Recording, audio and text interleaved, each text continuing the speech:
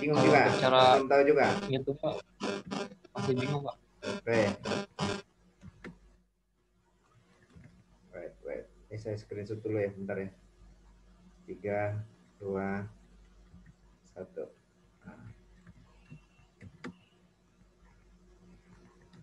Oke, saya jelaskan yang moving average.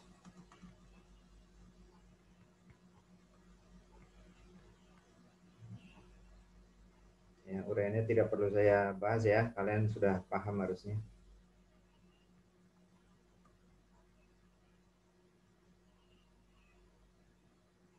Ini peramalan yang paling mudah. Oke, ya moving average. Ya, ini adalah untuk mencari nilai forecast-nya. Ya, untuk mencari nilai forecast-nya itu forecast periode ke T sama dengan aktual T-1.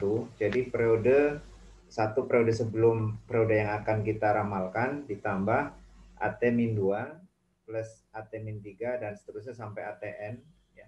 AT-N dibagi dengan total periode yang diketahui atau total periode yang kita gunakan. Misal 3 bulanan berarti dibaginya 3. 4 bulanan berarti baginya 4. Ya. Kemudian ini adalah contohnya. Ya, ini ada contoh soalnya ya.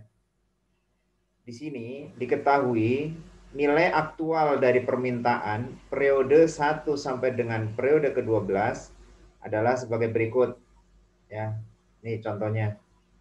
Jadi ini adalah data aktual. Data aktual itu apa? Data yang sudah berlalu, data asli, data yang sudah terjadi nih. Misalkan penjualan, berarti ya penjualan misalkan kita akan forecast periode Maret misal. Ya ini adalah data yang sebelum Maret, 1 tahun sebelum Maretnya. Berarti mulai dari Februari misal atau dari Maret tahun lalu. Nah, akan memprediksi periode Maret sekarang. Nah, gitu. Ini data yang sudah terjadi atau data asli, data aktual. Nah, kemudian ya cara menghitungnya bagaimana? Berapa nilai peramalan permintaan untuk 3 mingguan dan 6 mingguan? Berarti yang di sini yang diminta menggunakan 3 periodean dan 6 periodean atau MA3 dan MA6. Ya nanti slide-nya saya share ke grup. Ya. Dengan menggunakan simple moving average. Ya. Oke. Nah, nih caranya.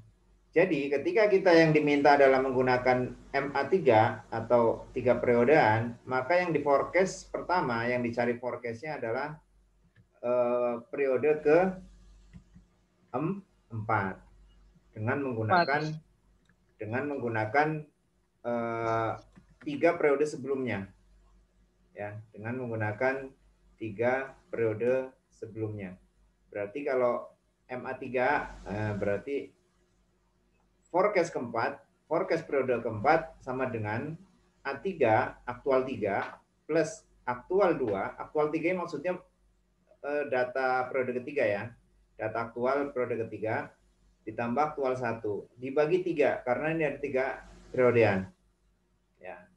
Sehingga nilai forecast periode keempat adalah 682,67. Periode kelima bagaimana? F atau nilai forecast periode kelima berarti A4 plus A3 plus A2 dibagi 3. Ya, karena masih pakai 3 periodean. Ya. Kemudian forecast periode ke-6 nilai forecastnya berapa periode ke-6? Ya sama, forecast atau F6 sama dengan aktual 5 ditambah aktual 4 ditambah aktual 3 dibagi 3 dan seterusnya. Jadi kalau misalkan soalnya adalah berapa nilai forecast periode ke-13 misalnya atau periode 1 tahun berikutnya, misalkan ya, kalau ini kan minggu berarti bisa. Berapa nilai forecast periode ke-13? Berarti adalah dicarinya adalah dengan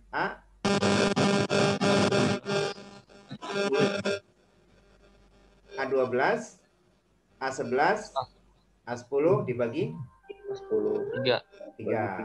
Itu nilai forecast untuk periode ke-13. Oke, paham berarti. Nah, untuk untuk MA6 ya kasusnya sama atau perhitungannya sama. Ya, berarti yang kita cari adalah forecast periode ke-7.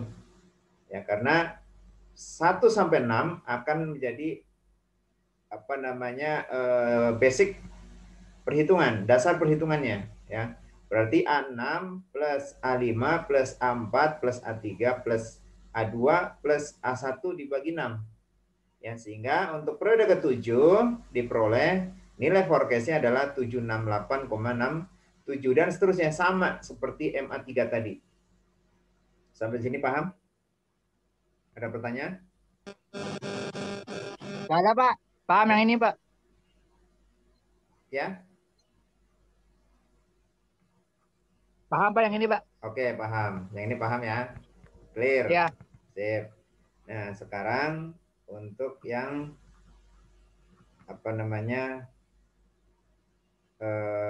menilai tingkat akurasi ramalan. Nah, ini saya selesai dulu untuk materi yang satu nih ya.